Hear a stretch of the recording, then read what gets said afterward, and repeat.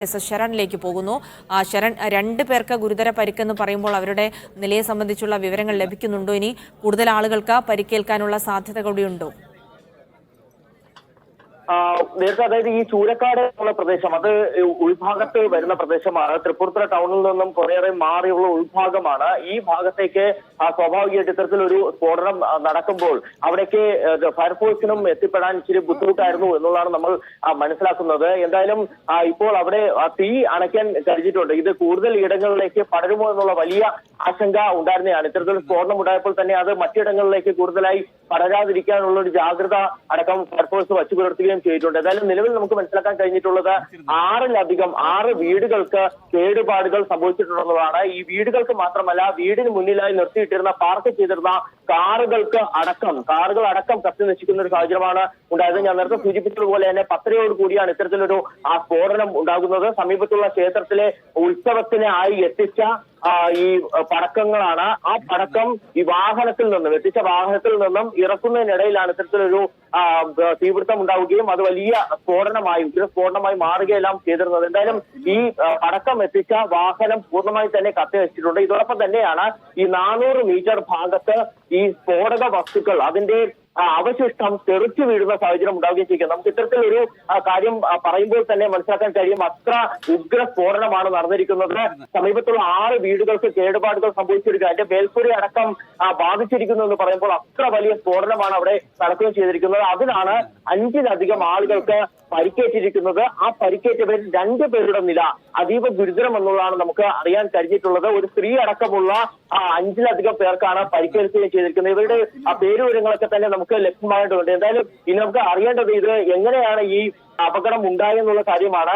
ഈ വാഹനത്തിൽ നിന്ന് ഈ വസ്തുക്കൾ ഇറക്കുമ്പോൾ, സ്ഫോടക വസ്തുക്കൾ അല്ലെങ്കിൽ പടക്കം ഇറക്കുമ്പോൾ അത് വലിയൊരു ഉഗ്ര സ്ഫോടനമായി മാറിയെന്ന് പറയുമ്പോൾ തന്നെ എങ്ങനെയാണ് ഇതിന്റെ കാരണം എന്താണെന്നുള്ള കാര്യത്തിൽ ഇനിയൊരു വ്യക്തത വരേണ്ടതുണ്ട്. എന്തായാലും നമുക്കിപ്പോൾ അറിയാൻ കഴിയുന്നത് ആ ഉഗ്ര സ്ഫോടനമാണ് പരിസരത്തെ ആകെ തന്നെ ബാധിച്ച ഉഗ്ര സ്ഫോടനമാണ് നടന്നിരിക്കുന്നത്. ജിൽസി, ശരൺ, അതായത് ഈ വാഹനത്തിന് വലിയ കേടുപാടുകൾ, അതായത് ഈ പടക്കം ഇറക്കിയ വാഹനമാണെന്ന് തോന്നുന്നു, ദൃശ്യങ്ങളിൽ കാണുന്നുണ്ട്. വലിയ കേടുപാടുകൾ, അതായത് പൂർണ്ണമായും തകർന്ന നിലയിലാണ്. അങ്ങനെയാണെങ്കിൽ ഒരു ഉഗ്ര സ്ഫോടനം തന്നെയാണ് ഉണ്ടായതെന്ന് വ്യക്തമാണ്. ശരൺ, ആ ദൃശ്യങ്ങൾ കണ്ടിട്ടുണ്ടാകുമെന്ന് വിചാരിക്കുന്നു.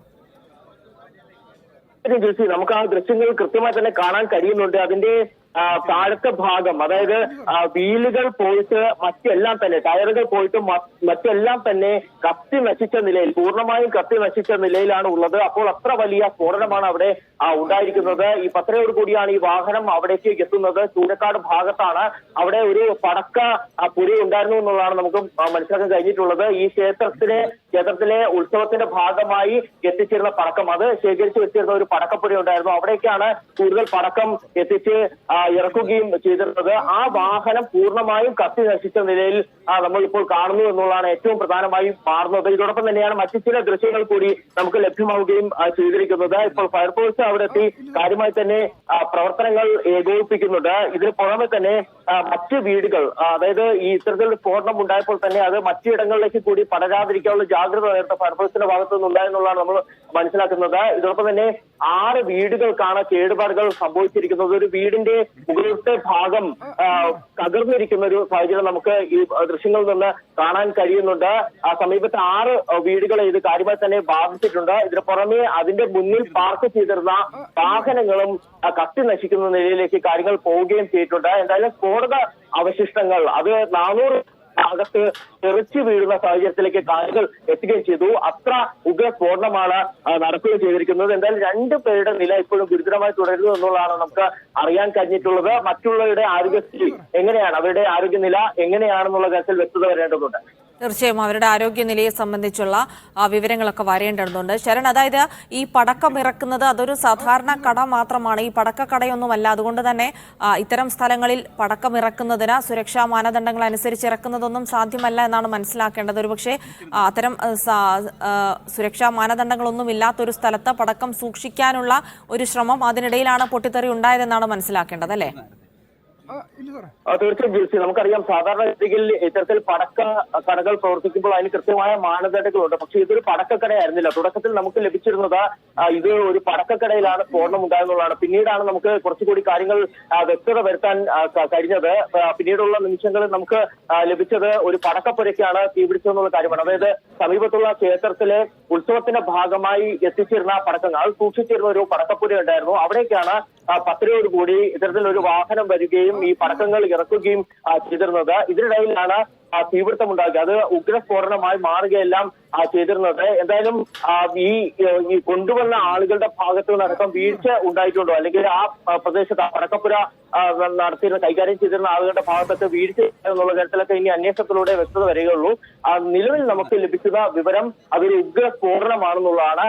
6 വീടുകൾക്ക് കേടുപാടുകൾ ഉണ്ടായിട്ടുണ്ട്. ഈ ചില വീടുകൾ ഓടിട്ട കെട്ടിടങ്ങളൊക്കെ കെട്ടിടങ്ങൾ ഓടുകളൊക്കെ തകർന്നൊരു സാഹചര്യത്തിലേക്ക് കാര്യങ്ങൾ പോവുകയും ചെയ്തിട്ടുണ്ട്. ഒപ്പം തന്നെയാണ് ഈ വീടുകൾക്ക് മുന്നിലായി പാർക്ക് ചെയ്തിരുന്ന വാഹനങ്ങൾ ഇത് കാര്യമായി ബാധിച്ചിരിക്കുന്നത്. വാഹനങ്ങളും കത്തി നശിച്ചിരിക്കുന്നു. എന്തായാലും തൃപ്പൂണിത്തുറ ടൗണിലല്ല, തൃപ്പൂണിത്തുറ ടൗണിൽ നമുക്കറിയാം അവിടെ വേഗത്തിൽ എത്തിപ്പെടാൻ കഴിയുന്നൊരു പ്രദേശമാണ്. പക്ഷേ ഇത് കുറച്ചുകൂടി ഉൾഭാഗത്താണ്, അതായത് ചൂരക്കാട് എന്നുള്ള പ്രദേശത്താണ് ഈ പടക്കപ്പുര ഉണ്ടായിരുന്നത്. അവിടുത്തെ സമീപത്തുള്ള ക്ഷേത്രത്തിൽ ആണ് ഈ ഉത്സവത്തിനായി എത്തിച്ച പടക്കങ്ങൾ കൂടിയാണ്. അപ്പോൾ ഈ തൃപ്പൂണിത്തുറ ടൗണിൽ നിന്നും ഉള്ളിലേക്ക് പോകേണ്ടതുണ്ടായിരുന്നു. അങ്ങനെ ഫയർഫോഴ്സിന് കുറച്ച് ശ്രമകരമായ ദൗത്യം കൂടിയായിരുന്നു എന്നുള്ളതാണ് നമ്മൾ മനസ്സിലാക്കുന്നത്. എന്തായാലും ഫയർഫോഴ്സ് എത്തിച്ച അവിടെ ഇപ്പോൾ ഫയർഫോഴ്സ് യൂണിറ്റുകൾ എത്തി അവിടെ തീ പടരാൻ എന്തെങ്കിലും ഒരു സാധ്യത ഉണ്ടെങ്കിൽ അതെല്ലാം തന്നെ തടഞ്ഞിട്ടുണ്ട്.